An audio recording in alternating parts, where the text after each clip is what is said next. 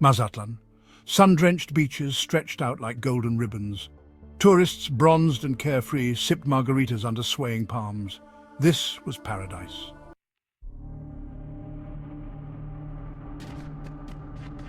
But beneath the surface of this tropical paradise, a darkness lurked. An ancient evil, slumbering, waiting. The heart of this darkness beat within the cold obsidian depths of the Aztec Mirror. A relic of a forgotten age, it lay undisturbed, concealed within the fortified vault of the Banco de Mazatlan. And in the city of Mazatlan, under the unblinking gaze of the sun, destiny was about to make its move.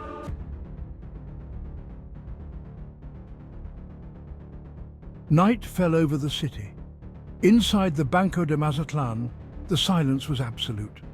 Sofia, a digital phantom, weaved her magic on her keyboard. Lines of code scrolled across her screen, breaching firewalls and disabling alarms.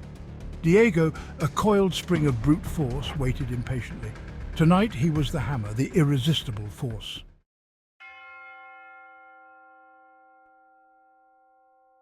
With a final keystroke, Sofia disabled the last security protocol. The vault door swung open, revealing the riches within. But Marco, his eyes fixed on a prize far more ancient, barely noticed. There, nestled amongst the mundane treasures, rested the Aztec Mirror. What is this? As Marco's fingertip brushed the obsidian, a ripple of energy seemed to emanate from the mirror.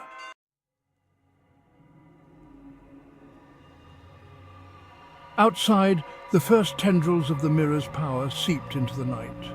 The moon turned a sickly blood red. Inside the vault, Marco continued to stare at the mirror, mesmerized. Marco, we need to go! Sofia shouted, her voice laced with panic. The heist was over. Now the real nightmare was about to begin.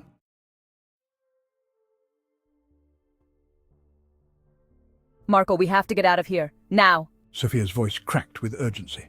Let's go. The cops will be crawling all over this place soon. Diego slung the heavy bag of loot over his shoulder. The temperature plummeted, a sudden unnatural chill. The ground beneath their feet began to tremble.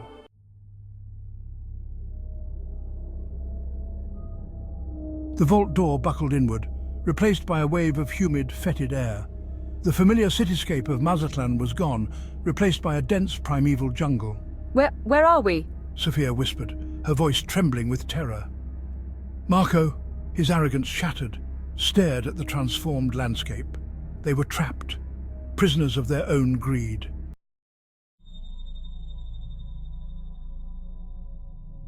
The sky bled a fiery crimson, casting long, distorted shadows. Marco stumbled through the dense undergrowth, his eyes darting from shadow to shadow. Gone was the confident hacker, the master of the digital world. Diego scanned their surroundings with a predator's intensity. He hefted the heavy bag of loot, now more burden than prize. The jungle held no illusions for him.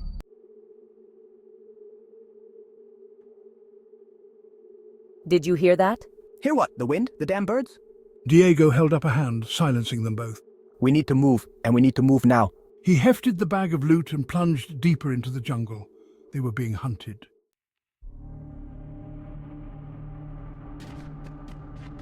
The jungle floor seemed to reach out for them. Sofia stumbled, her foot catching on a twisted root. Sofia, we can't stop. They'll hear us.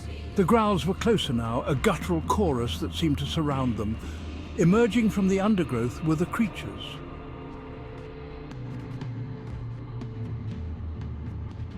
Twisted mockeries of human form, their eyes burning with a cold, malevolent hunger. They ran through the jungle, their lungs burning. The creatures, their growls echoing behind them, gave chase. The hunt was on.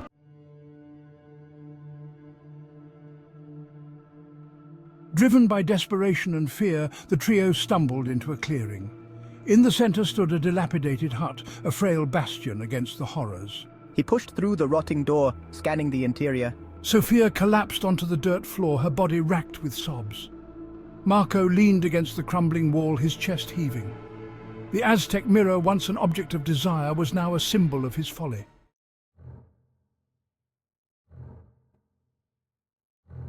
The serpent's price.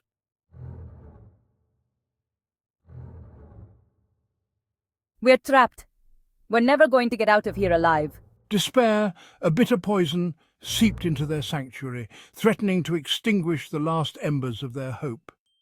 Diego, his gaze fixed on the jungle beyond the doorway, shook his head. We can't give up. We have to keep moving, find a way out of this hellhole. He knew the odds were stacked against them, but surrender was not an option. Not while he still drew breath. Marco, his eyes scanning the dilapidated interior of the hut, noticed a glint of metal beneath a pile of rotting leaves. He brushed aside the debris, revealing a tarnished metal box, its lock rusted shut. He retrieved his pistol, the cold steel a comfort in his trembling hand, and used the butt of the weapon to pry open the box. Inside, nestled amongst yellowed parchment and crumbling leather, lay a small leather-bound journal.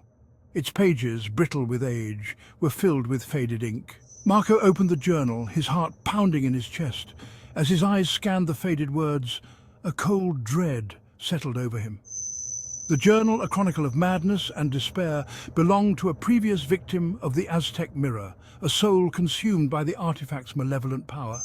And within its pages lay the terrible truth about the price of the serpent's gaze.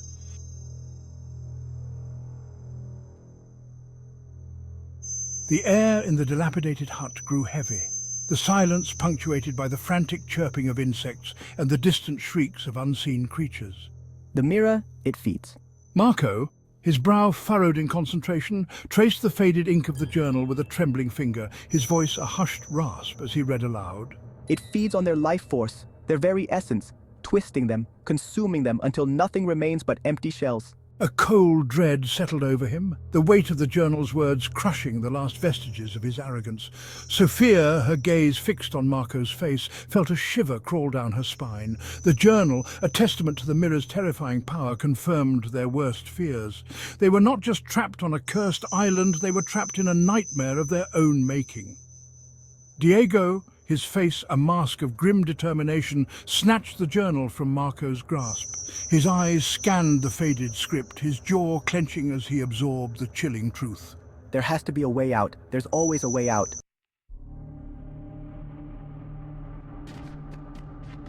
The jungle pressed against the dilapidated hut, its oppressive presence a constant reminder of the horrors that lurked beyond.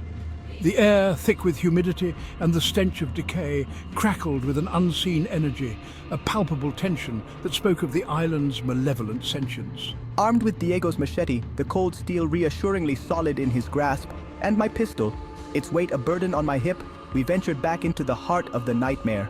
The journal, its pages filled with cryptic clues and desperate warnings, served as their guide, a beacon in the darkness. Their path, illuminated only by the eerie, pulsating glow of the Aztec Mirror, wound through dense undergrowth and across treacherous ravines. The jungle, a labyrinth of twisted vegetation and lurking shadows, seemed to conspire against them, each step fraught with peril.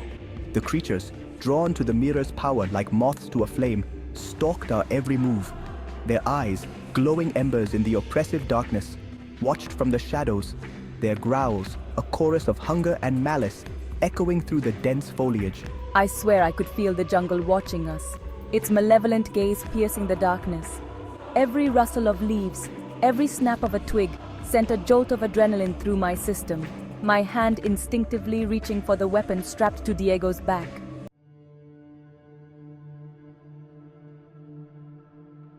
The air crackled with anticipation, the jungle alive with unseen menace as the trio stumbled into a clearing.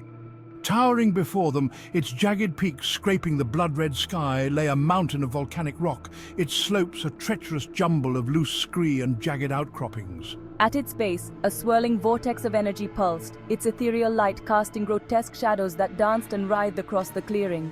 The portal, a gateway back to the world they knew, beckoned with a seductive promise of escape. But the path to salvation was guarded. Surrounding the portal, their bodies a grotesque tapestry of decay and mutation, stood the creatures.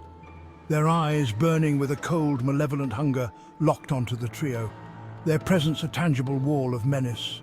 This is it. It's now or never. He hefted his machete, its blade catching the eerie light of the portal, his gaze fixed on the creatures that stood between them and their only chance of escape. My breath caught in my throat, my heart pounding against my ribs. I nodded, my grip tightening on the pistol clutched in my trembling hand. Fear, a cold, paralyzing grip, threatened to consume me, but I pushed it down, fueled by a desperate hope and a fierce will to survive. Marco, his gaze fixed on the swirling vortex of the portal, the Aztec Mirror a heavy weight in his hand, felt a surge of adrenaline course through his veins. His decision, made in the heart of the nightmare, was final, irrevocable. There was no turning back. They had crossed the point of no return. Diego, a whirlwind of steel and fury, carved a path through the grotesque throng. His machete, a blur of silver in the flickering light, sang a deadly song of defiance. My heart pounded, my finger tightening on the trigger. Each shot sent a creature reeling, its grip on reality weakening. Marco, clutching the Aztec Mirror, pushed towards the swirling vortex. With a final lunge, I stumbled through the portal, the Aztec Mirror in hand. The air shimmered, the jungle blurring as the gateway snapped shut. Diego and Sofia emerged, collapsing onto the cold, hard floor of the bank vault. Silence descended upon the vault, broken only by their ragged gasps. The air felt cool and dry against their skin. Flickering lights cast long shadows. They were safe. Or so they thought. Trembling, I placed the Aztec Mirror back on its pedestal. The obsidian surface seemed dull, lifeless. Had it all been a dream? My gaze fixed on the mirror. I couldn't shake the feeling something was amiss. The mirror seemed to watch us, its depths holding a dark, knowing glint. As they turned to leave, Marco paused, his gaze drawn back to the Aztec Mirror. He swore he saw a flicker of movement, a crimson sky, and twisted shapes. The island may have released them, but the Aztec Mirror had not forgotten them. In the depths of the mirror, a silent promise was made. It would be back. This time there will be no escape. What do you think the trio should do? Put your thoughts in the comment box. Please like and subscribe for more content like this.